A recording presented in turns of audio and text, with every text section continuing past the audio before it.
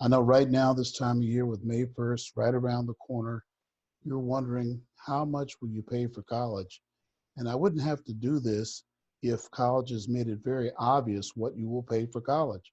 If it was on your financial aid award, hey, this is what you'll pay, it would be much easier. I mean, some schools do it, but it's very rare. So in this short video, we're going to show you how you can figure out what you'll owe for college. All right. Okay. Let's go ahead and go to the first slide here. First of all, there's some initial conditions and assumptions that you'll need to make, because if you don't make these assumptions, you won't be able to fairly compare the various colleges. That will be a very confusing situation for you as well. Please use the same criteria for each college and university to determine the cost. I see it so many times if there are three schools and school one is the school you really want, no matter what the cost, you really want to give it to your child.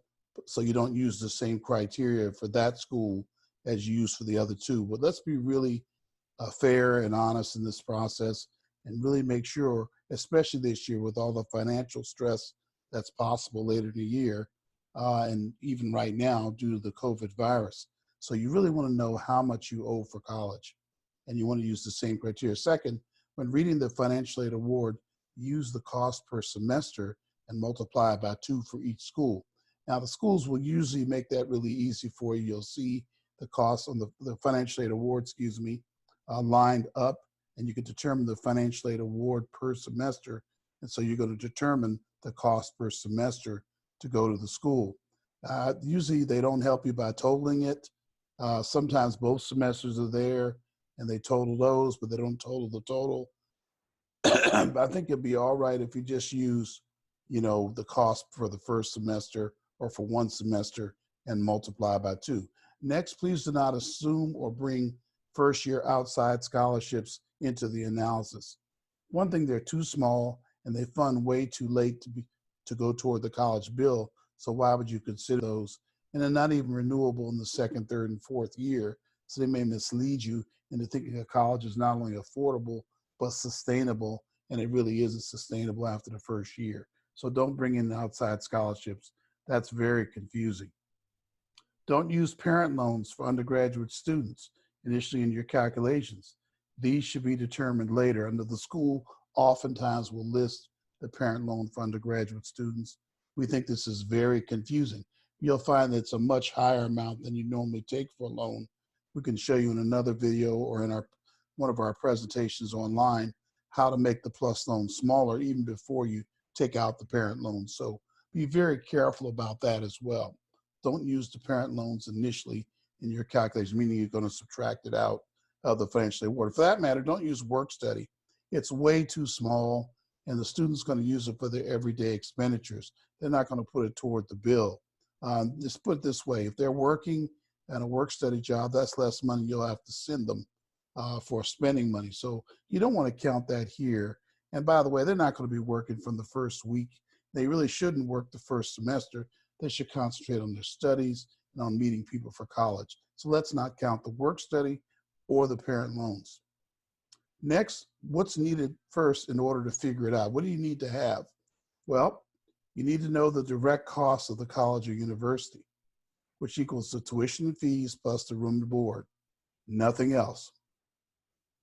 Now, please do not be impressed by large scholarships your student may have received until you really understand the direct cost. Like a lot of times you'll see $20,000 scholarship and everybody is really excited because $20,000 seems to be a lot of money, which by the way, you'll never see, but it seems like a lot of 30,000, whatever. But what if the school is $75,000?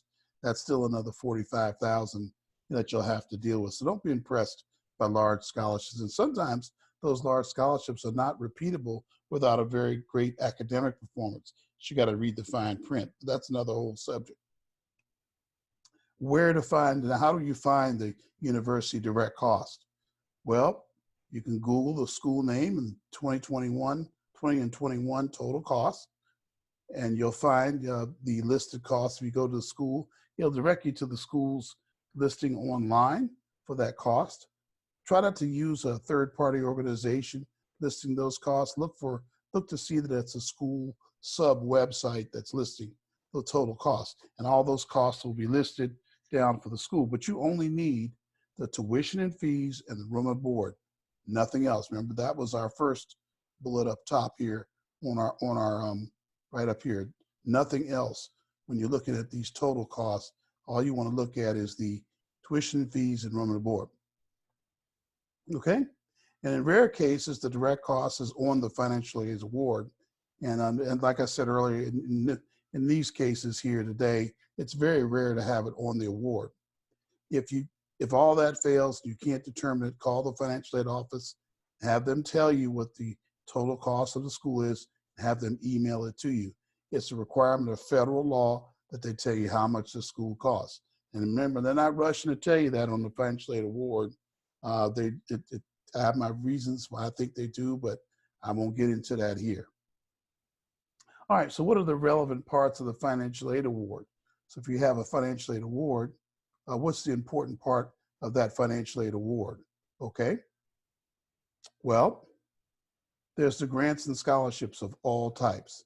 There's your federal Pell Grant, right, that you might get, but it's a need-based award, so everybody doesn't get that. Only typically families making less than $50,000 even see a Pell Grant. Then there's the supplemental educational opportunity grants, very rare. It's for families that make less than $40,000. The university need-based grants, that's common to a lot of schools, they'll do that, but a lot of schools don't offer need-based grants. Like most HBCUs do not offer need-based grants, only merit scholarships, which is the fourth thing here. I have WUI, which is the Western Undergraduate Exchange Grant. A lot of you have students that are looking at state schools in the West, they offer that, or some kind of GEM award if it's Boise State. I have quite a few students that are looking at Boise State, they might see that. These are all examples of merit scholarships that are available. Next, we have student loans, the relevant ones. Notice I do not have the Parent Plus loan listed at all. Like I said, it's not a relevant loan. It's the federal direct student loans of two types, called formerly called the Stafford loan. Then there's a direct Perkins loan, which is totally forgivable loan. And then there's other school loans that are usually forgivable as well. So those are relevant student loans the student should take out. A lot of you feel like they shouldn't have any debt and you want to pay it anyway. It's okay if you can write a check for up to $7,000, $8,000 in addition to what you have to pay already, that's fine. But I always feel like a student should have some kind of skin in the game and should pay something for college. So the direct loan is where that comes up. Now we're ready to calculate the cost. We're almost done. So you take the relevant financial aid, which is going to be the total financial aid minus the plus loans and the work study, then minus the college direct costs. So let's go back and let's now go down and take a look at a typical financial aid award from a school like Sonoma State, which is a CSU, right? Over to your left is a list of the total costs of Sonoma State. Now it's not on the financial aid award, which is over here. I just printed it for convenience here, and you can find it on their website. These are the actual costs from that for this year. The tuition and fees and the room and board are here and here. These costs in the middle are not going to be on the bill. They're not considered direct costs. As the year winds on, you'll pay those out of your pocket. And they're way overestimated on this list as well. But that's a separate meeting. We'll talk about indirect costs, how to control those another time. Now over here is the financial aid award. Does everybody see that? And this family has an expected family contribution of less than $1,500, meaning that the income for this family is probably about $40,000 or $42,000. And you'll see that for CSU, it's almost nothing out of pocket for college under those circumstances, okay? All right, let's go down the list here. There's a student direct loan for $35,000, that's relevant. There's a subsidized student direct loan for $2,000, which means that the interest on this loan is not paid while the student's in college. It's going to be about 0.8%, very low interest, about $25, $30 when they leave school. Again, you can delete this one, but you'll have to pay, each year, $2,000 extra for the student. Up here is $3,500 for the direct subsidized student loan. It is subsidized, there's no interest while they're in school. The supplemental opportunity grant, there it is right there. And there's a university grant for need-based, these are need-based grants. And there's the Cal grant, also a need-based grant, okay? And then you look down here, these two in red are not relevant. Remember, we're gonna subtract those out, the Parent Plus loan and the work study. But everything totals out to 25,120. You'll notice that, look, you look at this award, this is where some people think they have a free ride. They look at this and go, well, actually, you know, I have a free ride. And sometimes they'll tell you that, right? You'll have, people will tell you they have a free ride because this number and this number are the same. But as you can see, that's really not the same. That's not true because you have loans in here, and you have student loans here. So it's clearly not nothing out of pocket. Because these are equal, people will say everything's covered. That's another illusion the colleges do. Now here's what you owe for college. Here we go. We take the $25,120, we subtract out the $4,778 and the $1,600.